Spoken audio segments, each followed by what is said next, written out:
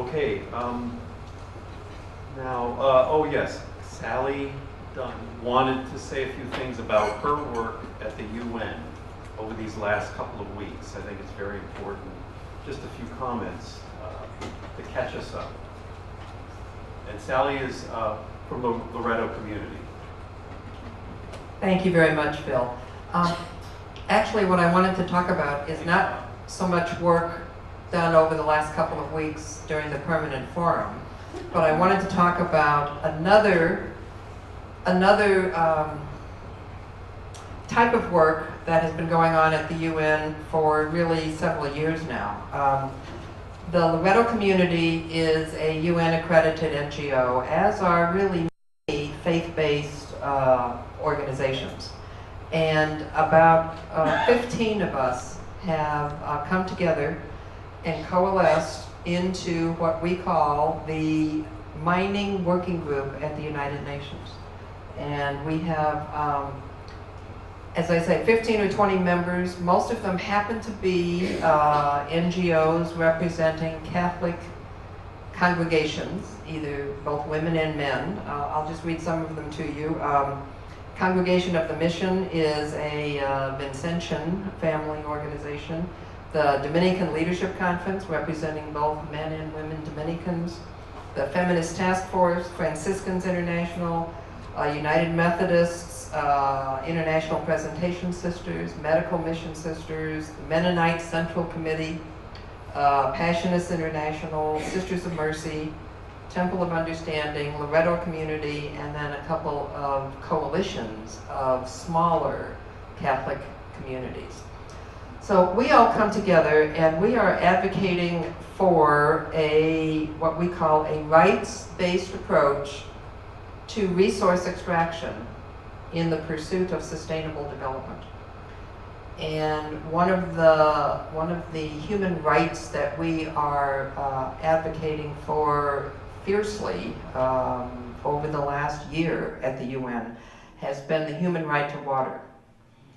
And the reason that a group that concerns itself with the extractive industry is so concerned with the human right to water is, I think, is kind of obvious. So often these major extractive projects consume all the water in an area, pollute the hell out of it, and don't care at all the impact on local populations. And so often the local populations at these major mining sites are indigenous peoples. Not always, but quite often. And so that's the connection that I wanted to bring to you all here at this conference today.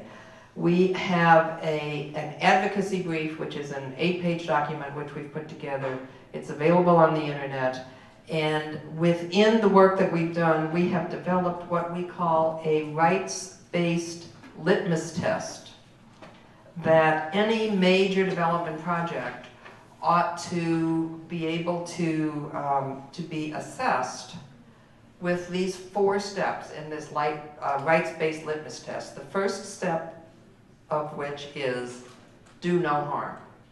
So if a project that you're proposing is going to do gross harm to the human rights of the people or to the rights of nature and the rights of Mother Earth, then that ought to be a flag right there that says, no, you can't do this.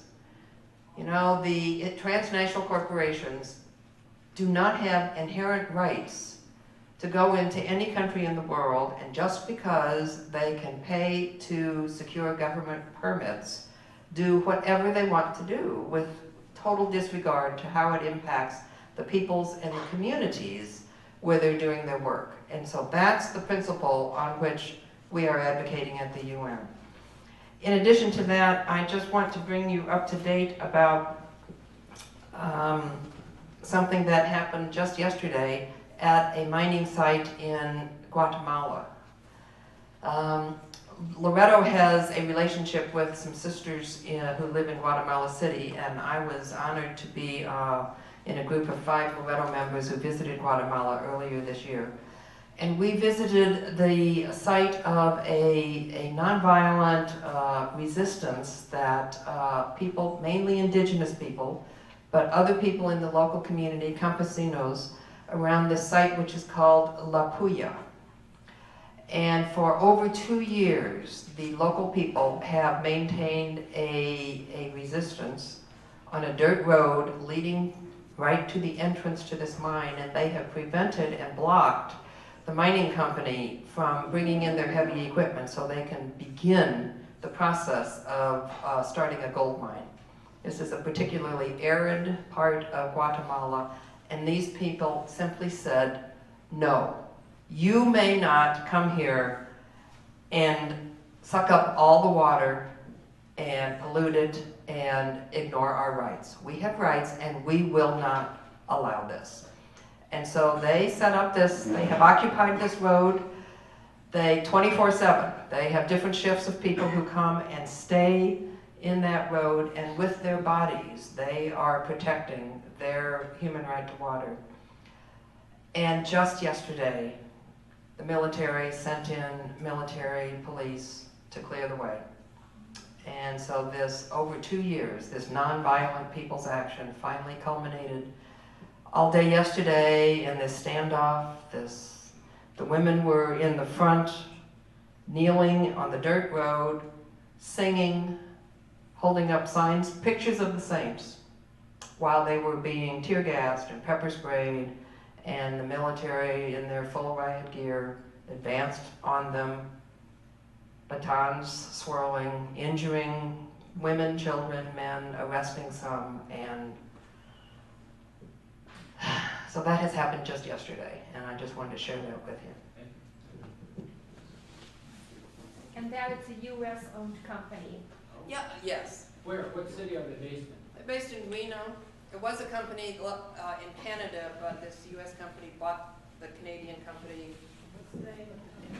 It's called KAPPES, CAPS. The CEO's name is Daniel Caps.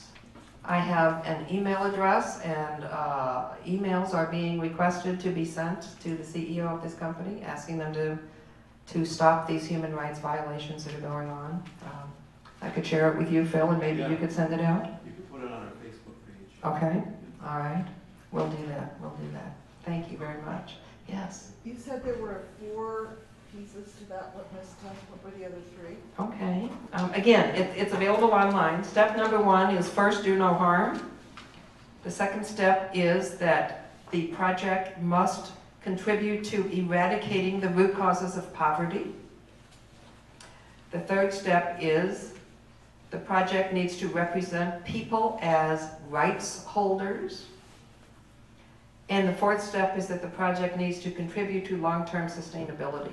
And each of these steps has 3 or 4 questions in the screening to determine, does the project meet that requirement or not. For instance, under the fourth step, sustainability, what are the effects of the potential mining activity in the immediate and or the short term? But then how long will this extractive activity affect the rights of future generations, both mid and long term? And can uncertainty be overcome in strict adherence to the precautionary principle? The precautionary principle is, in international human rights and humanitarian law, the precautionary principle says that if there's any doubt as to whether something that you are proposing is going to be damaging or in violation of human rights, then one ought not to do it, implementing the precautionary principle. Thank you, Phil. Yep.